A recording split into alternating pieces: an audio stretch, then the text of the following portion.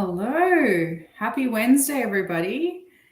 It is episode 20 of FemGineer Chats. And for those of you who don't know, it's the last episode that I'm hosting for 2021. But of course, this space is always evolving. And so I'm just excited about the next iteration. And I'm not sad. It's just been a really great 20 weeks of sharing information and hosting 5 guests, having a reoccurring guest. So it's just all been really great stuff. And I've learned so much. So, thank you to everybody who has joined me throughout this process and enjoyed my lives. And today I wanted to talk about oceans. Couldn't end the year without talking about oceans, the vital support of all life on Earth. And so I wanted to talk about why we should care for our oceans. So many of you know the oceans, they host a plethora of animals. They range from microscopic animals to some of the largest animals that have ever lived on our planet. And so the oceans are such a huge part of our global ecosystem. You've got animals in there that just range in size, shape, colors, diets, purpose. And so it's a really diverse source of life. And it also actually helps our Earth thrive. So I wanted to share some fun facts just so we can understand how big and how in depth, pun intended, that our oceans are. So a lot of 70% of the Earth's surface is covered in water. But did you know that actually around 99% of the Earth's livable volume lies in the oceans? So that's a huge amount of living space that we actually just don't even have much awareness of, or sometimes take for granted, because just even the first 100 kilometers of our coastlines lies 40% of the world's population. So already you can see how deeply complex our oceans are. And so the sheer volume is obviously one huge reason why we need to start looking at our oceans more and looking at the health of our oceans. But that can't be the only reason, right? What else is important about the oceans, and how do they fit into the global ecosystem? So some may know the oceans are a huge contributor to carbon sequestration. So they actually regulate the air we breathe in a big way. We should really be thankful to plankton and algae that sit on the top of the ocean and on top of water, really, because they capture the carbon in its gaseous forms and then process it within their bodies and send it down to the depths of the oceans in solid matter, so like feces, essentially. And essentially, because of this process, this whole biological pumping process, the ocean's able to absorb 50 times more carbon dioxide than our atmosphere can actually do so. So for one, it regulates the air we breathe, but it also regulates our climate. And essentially how that works is it's a heat sink. And so the ocean's able to absorb so much of the heat that we are now starting to generate a lot more of since the Industrial Revolution.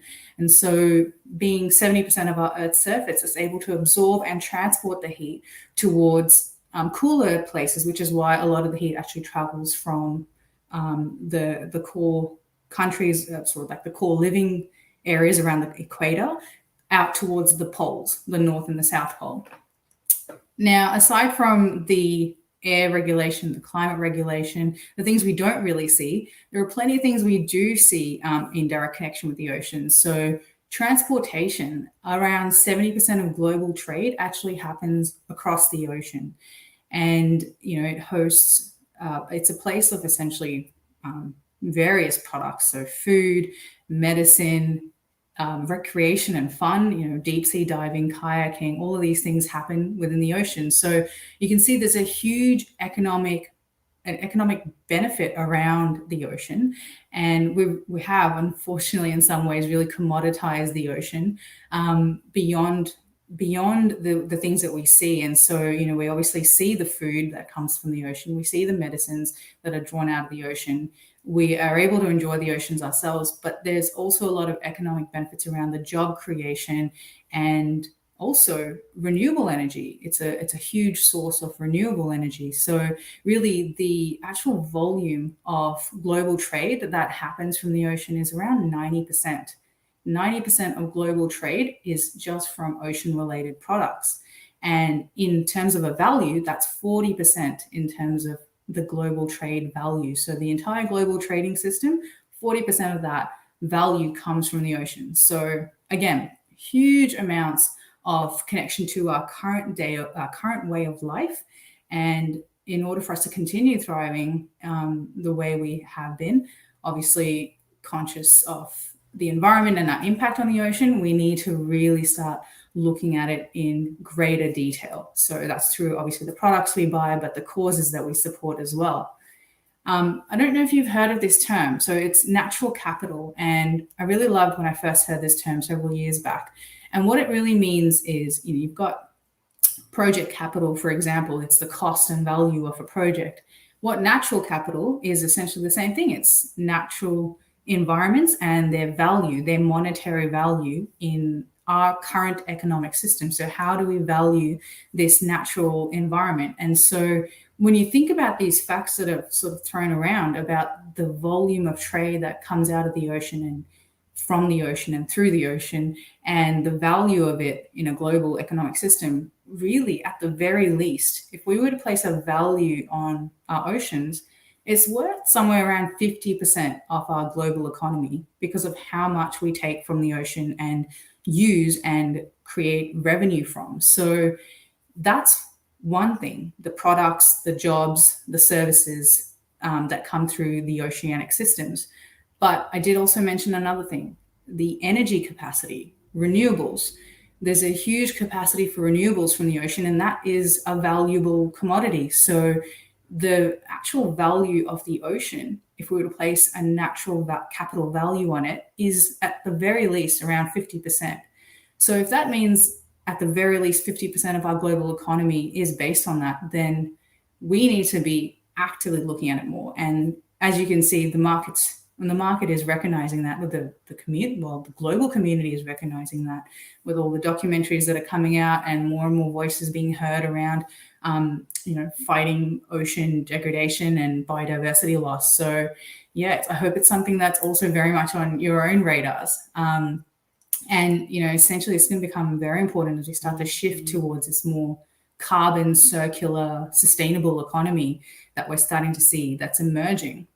So, I've talked already about why it's important around climate regulation, air regulation, and as it is a source of renewables, which is things from tidal wave energy to hydropower to offshore wind energy, so much more. The technology is actually incredible around renewables that are being generated through oceanic movements. But in addition to that, the ocean is a source of reformation for even the medical industry, for example. So I didn't actually know this, but it seems like something I should be aware of. Scientists discovered that there's marine invertebrates that can actually produce antibiotic, anti-cancer, and anti-inflammatory substances. So I think I was aware about the antibiotics and the anti-inflammatory, but yeah, anti-cancer as well. There's so much research being done around the medicinal value in certain extracts and derivatives from ocean products, and in some cases, yes, ocean animals. So it's something that I personally have to balance my value system on, being a vegan and being an environmentalist as well. So it is really interesting, but it's a game changer, essentially, is what I'm trying to say here. So, without all of that, with all of that in consideration, it's a lot of hype around why our oceans are so important. So many big reasons. But I think when we really come down to it, in simple and plain facts, the ocean is beautiful, it's invaluable, and it hosts so many sentient beings that have been here for even longer than we have. And so I think it's really important to start looking at how you're buying your products and what organizations you are contributing to, and ensure that the ocean is part of that consideration, and probably jumping very quickly to the top of the list. Some of the things you can do is look at organizations that have either across 3 particular types of campaigns. So campaigns that look at conserving in the oceanic system. So essentially looking at pollution along coastal areas and the reduction of plastics and so on. So really around conservation. Then around protection, so protecting the ecosystems and what supports government policies and laws and international policies that will help protect the ocean systems. And finally, restoration, so beach cleanups that involve communities and so on to help clear up these areas that we are essentially polluting very rampantly.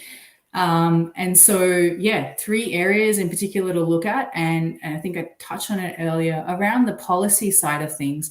If we can really start to be aware of this, we'll start to see actually that because the oceans are so large, they take up 70% of the surface, anywhere that is beyond what they call national sovereignty limitations, so perimeters essentially, anywhere of the ocean that goes beyond that is considered an area beyond national jurisdiction, so A, B, and J.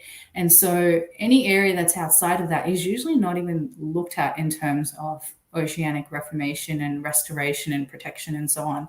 So this is something really important to highlight, because although most of the oceanic life lives just within the 100 kilometers of the coastal perimeter, it is still important to ensure that we start to support the policies that are moving towards supporting those, or reforming or restoring those areas that are beyond the A, B, and J, because the areas that are beyond those national sovereignty limitations are actually about 58% of the ocean surface.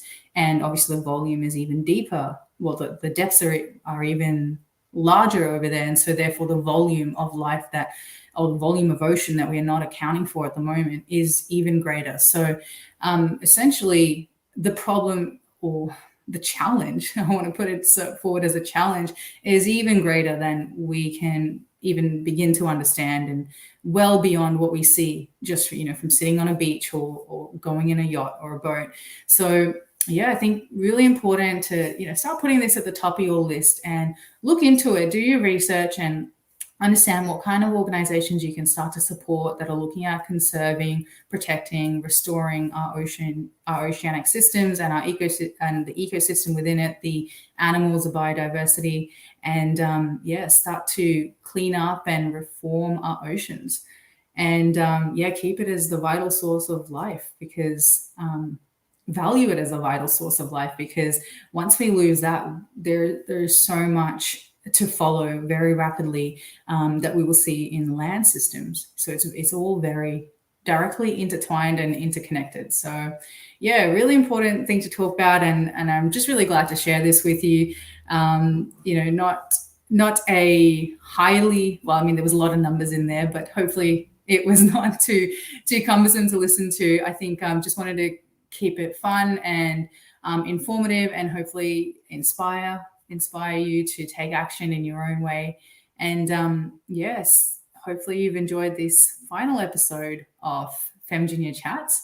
I am excited to take it into the next iteration for 2022. So of course, watch this space, and I will put a link into the comments for the YouTube channel on past episodes if you may have missed them and you're interested in catching a past episode.